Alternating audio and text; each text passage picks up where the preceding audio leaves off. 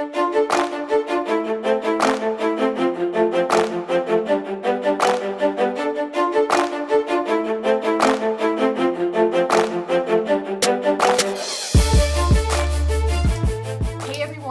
you so much for tuning in. I am so excited because I am here with Gina Bianca. Hey guys. And we are going to be talking all about her and her salon and her inspiration and her ideas. It's all about her today. So why don't you go ahead and introduce yourself? Thanks, Nina. Thanks for having me. Sure, of course. So my name's Gina Bianca. I am a color specialist, a salon owner, a certified digital marketing coach, and a lot of other things. But the most, what takes up the most of my time is I'm a very busy salon owner.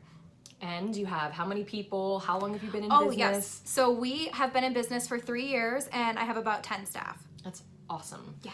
So, because I'm so intrigued on, we met kind of on Facebook through social media, of Love course. that. I have so many friends that I met on Facebook I know, from it's all so over. awesome. But I'm really intrigued on the way that you run your business and the business model that you chose to run your business, because there are so many different ways that you can choose to when you're writing your business plan, how you can come up with your business model and structure. So you chose to do team-based pay. Yes. So why don't you tell everybody just a little bit about what team-based pay is and why it worked for you and your business model? So when I was first starting out, I was a very, very busy hairdresser. I have some business skills. I know my pre-booking, I know my retail, I know all of that good stuff that comes to being a busy stylist. I really wanted some education on how to run a profitable company and just like business skills specifically for salons. Mm-hmm. So I ended up at a strategy seminar, and I ended up just getting hooked on their team-based pay business model.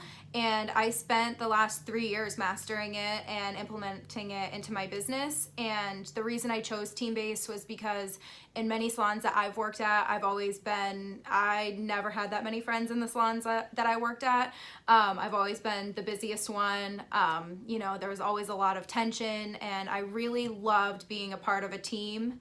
And that's what I wanted for my company. I wanted all my team members to help each other. I didn't want it to be catty or have drama. Not saying all salons have that, but in the situations that I've had, that's what really pushed me to do team-based. And the fact that it keeps our payroll at a fixed payroll mm-hmm. is huge instead of a variable payroll number, which is huge for growth. And I love the systems that we've created with it. I love how much it's grown my business. Every year we grow about 100%. Oh my gosh. So, that's amazing. Yeah, so it's definitely like set us up to win, and I wouldn't have it any other way. That's ever. Awesome. Wow, good for you. And I think a lot of the things that you and I connected on, even though I ran a commission-based business, was the systems. Exactly. And that's what you talk about a lot, because commission, team-based pay, booth rental, whatever you're deciding, it has to be a fit for you. And you have to do the research on that. But I think what was interesting to me is when you and I first started talking was that the way that I ran my commission structure was a lot of the ways and the structure and the business model that was wrapped into team-based pay. So I think that you have to do what's best for you. However, if you're thinking about opening a salon, it's really important to do your due diligence and your homework and find out the best model that works for you and your business. And a lot of salon owners like you worked in salons where they didn't like things that were happening. Mm-hmm. So the goal is to open up a salon and do them differently and do them better. Sounds like that's kind of like what you've done, right? Yeah, for sure. I've worked at some really great salons. I've had some really great experience, and I have respect for all salon owners. I just choose to do the team-based because I just personally have seen it took a lot for me to buy into it because I was commission and booth rent my entire career. So it took a lot for me to buy into it. But once I was in it and I created the systems and I watched it all flourish, it was so worth it to me. It's definitely not easy. It's not like a plug in and play type of thing. It's definitely really difficult, but it's worth it in the end. But I do, like, you are a commission salon owner and we're very good friends. I have all respect for all salon owners, no matter what your structure. And this business it's no joke. Like, it really is tough business.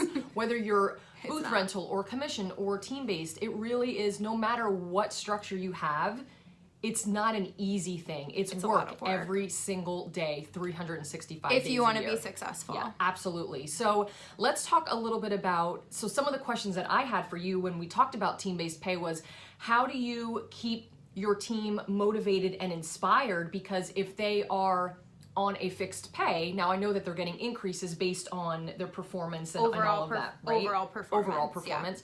So how do you, as the salon leader and owner of this business, keep your team motivated and inspired on a regular basis? Because sometimes stylists start to fall flat, especially when you're in the business 5, 6, 7, 8, 9, 10 years. So how do you do that? For sure. So the big thing is that when someone first comes to work for me, I always will do a pay conversion. And what that means is I take their last 10 pay stubs and I put it into an hourly. So nobody ever takes a pay cut when they start working here.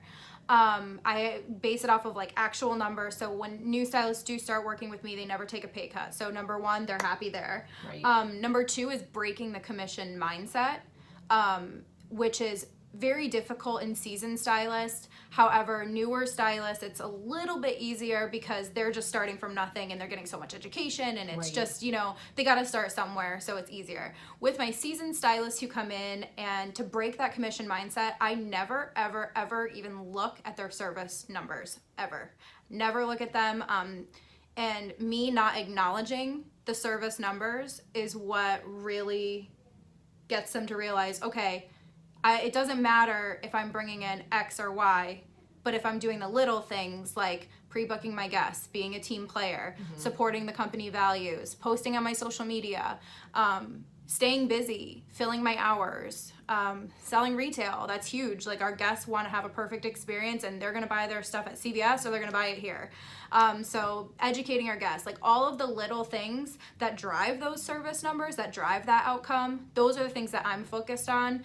And those are like little wins that they can do to improve their numbers. So I keep them motivated and inspired by focusing on the right things to drive that performance. Right. Is that a good? Yeah, absolutely. So, I mean, and it's, again, it's different for everybody. Do you run contests? Do you do team dinners? Yes. Do you guys go out on like team field trips? Like, I feel like it's so important to keep that team camaraderie, whether you're in the salon or out. So what do you do in that aspect too? I know that you celebrate their wins, right? When they do something really well, you like, it's a party. What else do you do to keep them motivated? Yeah, so we have our team outings quarterly. We have a lot of meetings, and by a lot of meetings, I mean like every single day we start with a powwow, we talk about numbers, we celebrate victories, we do a little energizer. It's really like we constantly have that communication flow going. Like I said, we have outings, we have contests. Like I have something every month for them. Like this month is an Amazon Alexa. Last month was the new Beats. Like those are like wicked expensive. Awesome. They're really good incentives. But you know, since we have a fixed payroll, the company does have room to give incentives, to give bonuses, to give raises. You know, compensation wise here, everyone gets paid very, very well. There's never a time where, you know, if someone's really doing everything that they need to be doing, I don't let that go unnoticed at all. So they are motivated. They know we're always watching. They know what to do. They're set up to win. So that keeps them motivated and inspired for sure. Awesome. And it's so important in this business because it does, sometimes it could become, it's very easy to become complacent.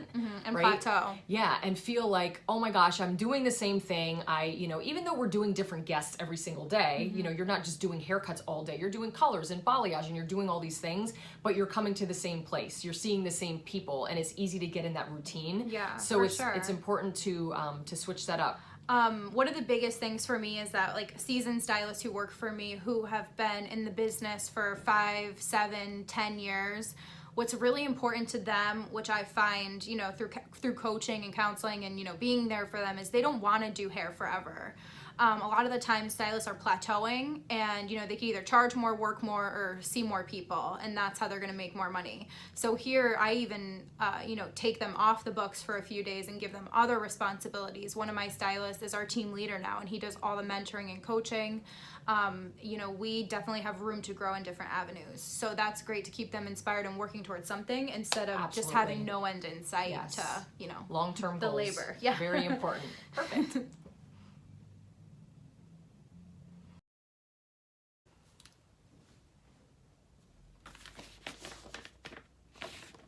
Okay, so moving on, let's talk about One of the biggest challenges, I'm sure there's many because we all have so many challenges when we're opening up our salon, but what was one of the biggest challenges that you faced when you were in the process of opening up your salon business? So in the process of opening, definitely the naysayers. I wanted to run my business a certain way, and so many people were just like, no, it's not gonna work, it's not gonna work, it's not gonna work that way, you should do it this way, or you should do this, and just really following what I wanted to do. Looking back now, I would have no problem doing that, and that's a confidence issue. But when you're 23 years old opening a business by yourself, it's a little bit different. So definitely support. I had support from my mom. She's like the number one person who supported me through everything. So having her support was great, but definitely, the biggest struggle for me was, along with random things that would break or need to be replaced. Like I never knew I would need a new water heater. Yes. No, I had no idea I would need a water heater. That was never in my cash flow. That was never in my budget. Stuff like that, like little financial hiccups here and there, like definitely save like a third more than you think you need. Because those things happen. But definitely just staying on my path and not compromising my vision for anyone was definitely one of the hardest things. But, like I said, looking back now, that wouldn't be an issue at all. Well, you've come so far in the past 3 years. So, and I mean, that's really young to start your own business. That's awesome. I mean, good for you, but. It was scary. I mean, I always took feedback and criticism, and I always took advice. I was never just like, no, my way or the highway. Right. But, in your heart, when you have a vision and you have a plan and, so many people are like, no, it's kind of hard to stay on track with it, but I'm glad that I did. And always take advice from anyone you can and read a lot. I've definitely read a lot. Do your homework for sure. Do your homework for sure. But yeah, I think that would be the most difficult thing. I mean, I'm blessed. We opened up and it was like hit the ground running. Yeah, so I'm definitely awesome. very blessed for that. There's so many challenges. I always think it's good, like you said, to put you need enough capital. And I always say, whatever you're planning for your budget, add at least 10 to 20% to that, because you'll always go over. Especially if you're getting into a vanilla shell, if you're really rehabbing a whole entire place where you're putting in plumbing and you're putting in electrical and you're doing all that, there's always something that is going to come up. So be prepared for that. Since you're not new because you've been in business for 3 years, but I think newer, once you hit that 5-year mark, once you cross over that, I still think you're kind of like newer in the business. So since this is still kind of fresh for you and you're really, really growing tremendously, what would be the biggest piece of advice that you would want to give to salon owners that are starting their own salon business? So if you're thinking about starting a salon, you have to realize that even if you're a fully booked stylist and you're used to being busy, you're taking on another full-time job. So if you work 35 hours now, you're about to work 65 hours. Like you're taking on a full-time job. Your phone will never stop. People will never stop bothering you on social media. And it's a great problem to have. You want people to inquire, you want people to reach out, you want to be professional. It never stops. So you have to make sure you're built for that. Otherwise you may become resentful and not want to do it. So make sure that you're built for that, number one. Number two is don't go into debt opening a business.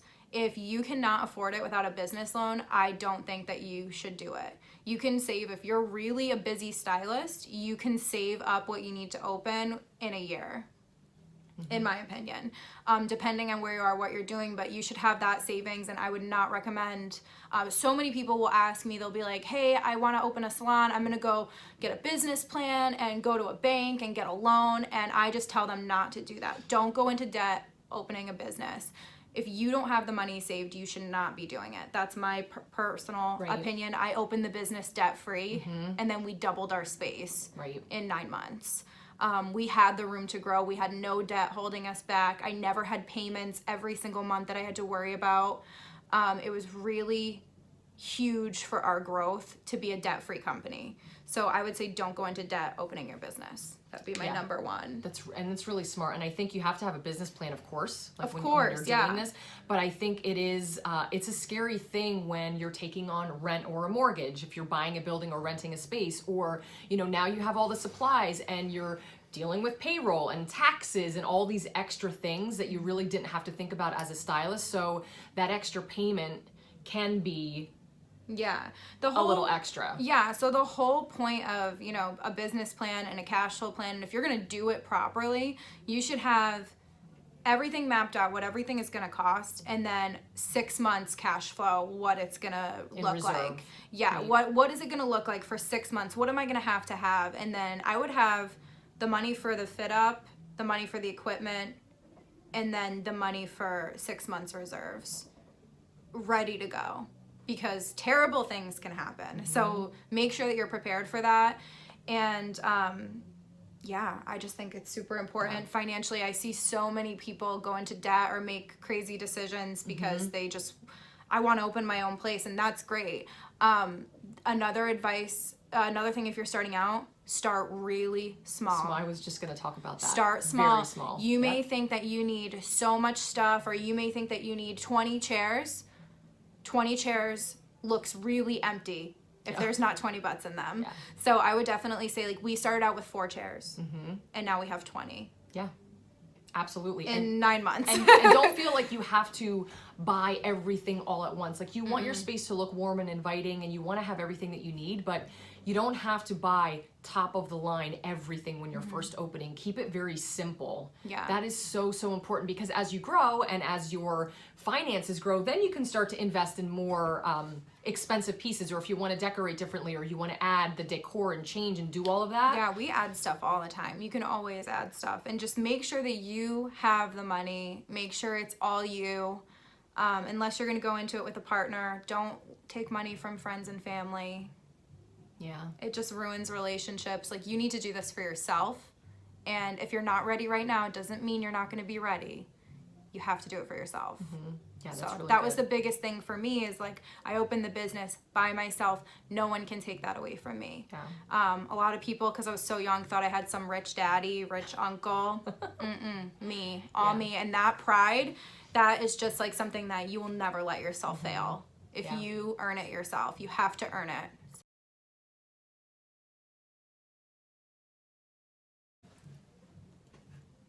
Okay, so tell me 3 things that you would recommend that salon owners should focus on right now to keep their business thriving. Got it. So for me, in any business, any company, there's 3 things. There's people, product, and process. Those are the 3 things that make up any company.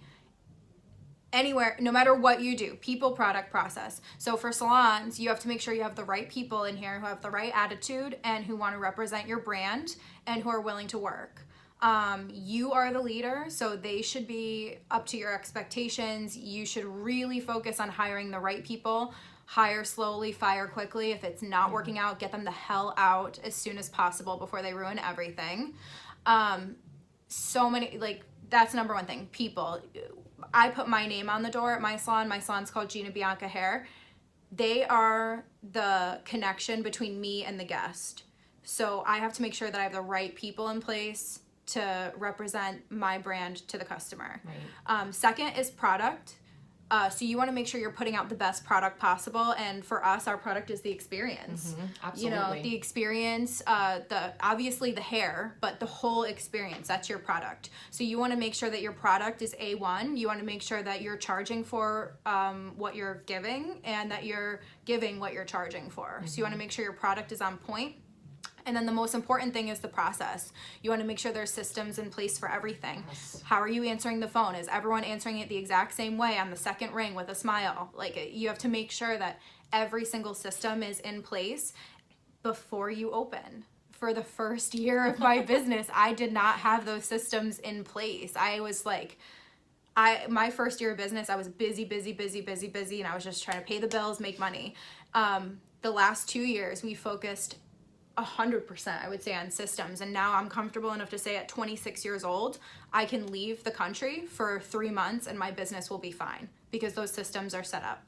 And Also, you have good people. Like, Yeah, you have the yeah. right people in place to handle that stuff. people, for you, product, too. process. That's Yeah. how you can, like, have a company that can work for you also. Right. And then, you know, if in an entrepreneurial mindset, if you don't have those 3 things, you can never sell the business. It's not worth anything. So you want to make sure that you focus on people, product, and process throughout your whole journey, and it's a never-ending improvement. So I would say that those are the 3 things that you should definitely focus on. Perfect. So let's talk about social media, because you are My the favorite social thing. media guru. I know that you are now teaching 4 strategies, Yes. so that's awesome. And so everybody wants to know about social media. You are always on social media, constant, and I want you to give your top 3 tips on how salon owners can grow their business through social media, because this is really, really big right now. For sure. Top 3 tips. So I'm a certified digital marketing coach for strategies. I teach only Instagram. That is my specialty. That is my focus. I love Instagram so much. It has done crazy amounts of things for my business. The 3 biggest tips I can give you is, number 1, you want to use your story as often as possible. It is March of 2018 as we film this right now, and video content is everything on Instagram. Yes. Everything. You have to use your story, you have to use live, and you have to do uploaded video content. So that's tip number 1. Tip number 2 is wipe the lens before you take a photo. Please, for the love of God, wipe the lens. If you have a cloudy layer, or if you have hairspray all over your lens, your photos will never come out clean. So that's my tip number 2. And then tip number 3, I would definitely say your Instagram. I heard this on an educational video not too long ago. Your Instagram is like your metabolism. If you post 3 to 4 or 5 times a day, you're going to see great results. Your metabolism's kick-started. Your engagement is going to jump. If you don't post except for once a week or once a day, or, if you really aren't posting that much, it's going to slow down and you're not going to get the engagement that you want. And today, social media is all about engagement, the way the algorithms are. There's no problem with the algorithm. You have to be creating engaging content. So I would say those things. And then I have a million other tips and tricks. If you're ever interested in coaching, you can reach out to me. I know, you have so much stuff that you keep pulling out. It's insane. It's a 4-month program of intense coaching and training. It's very good, but it's awesome though. But I mean, it's the way of the world right now. It's how everybody really truly is growing their business. And I think the biggest thing, and I know that you will agree with me on this one, is no matter what you do, be consistent. Absolutely. You have to be consistent with whatever you're doing. Like you said, you can't post once a week or twice a week. And I hear this from stylists all the time, is that whether they take a course or whatever they're invested in, and they do social media, whether it be Facebook or Instagram, for 2 weeks or 3 weeks straight, and then they don't see results because it is a process, it takes time, they stop. It's just like your metabolism. You can't eat a salad and expect to lose 5 pounds. I wish it was like that, but it's not. It's just not. You have to make sure, you have to focus. Yeah. You have to do it. And it's all about execution. So I totally agree with that. Yeah. Perfect.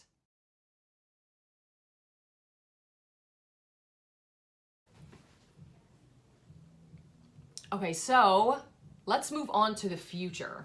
Let's talk a little bit about your goals and where you see yourself in 3 to 5 years, and what does the vision of your business look like in 3 to 5 years?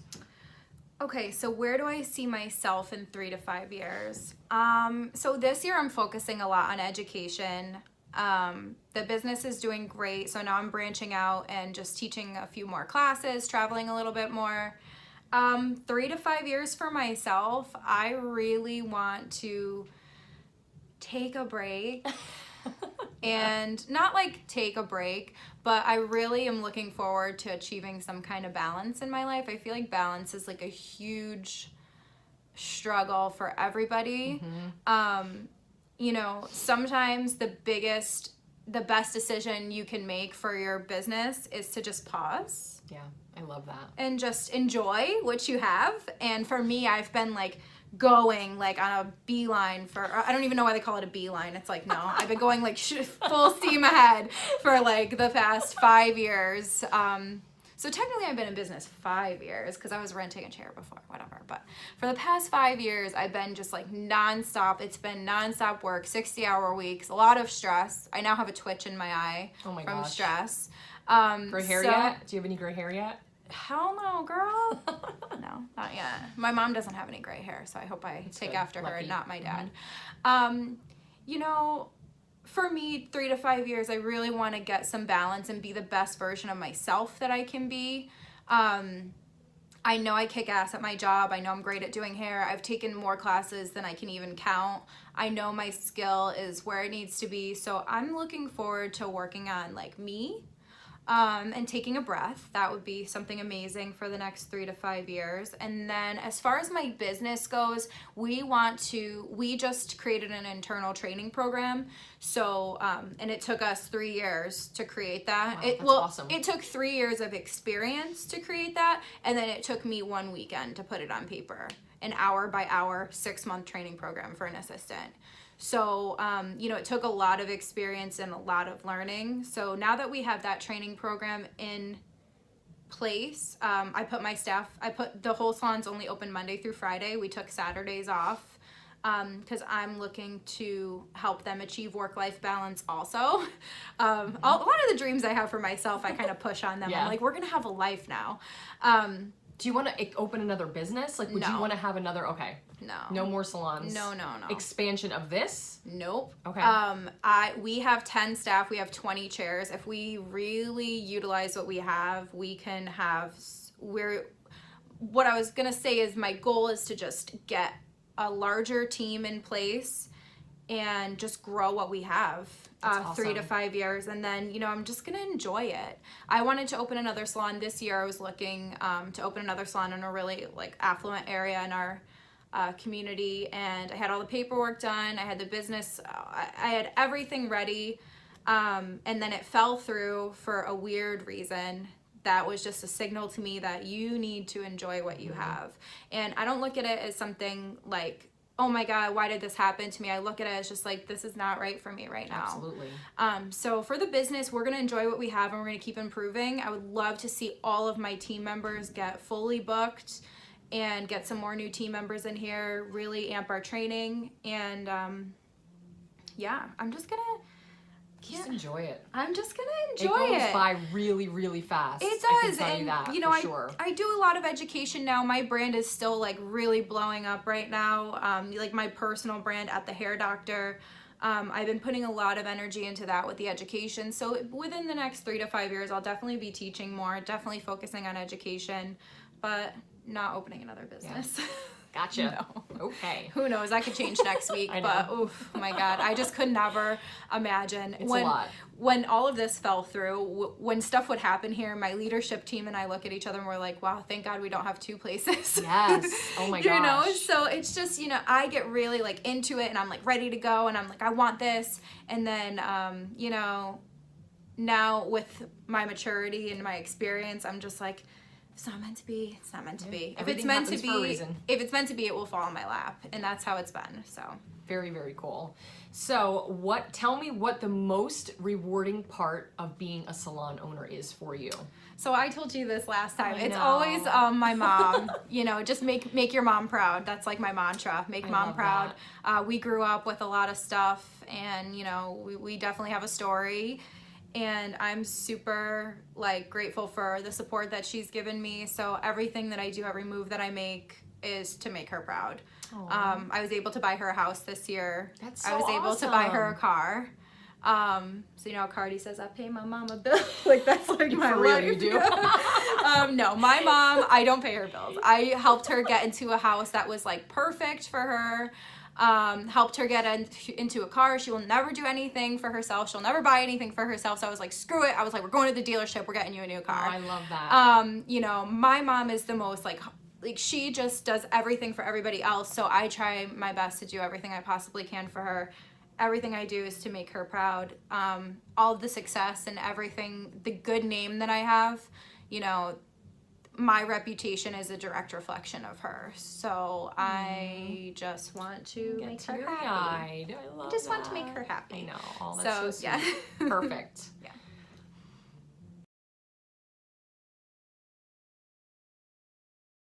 Tell me 1 or 2 things that we don't know about you that maybe not shocking, but just things that we don't know about you. One or two.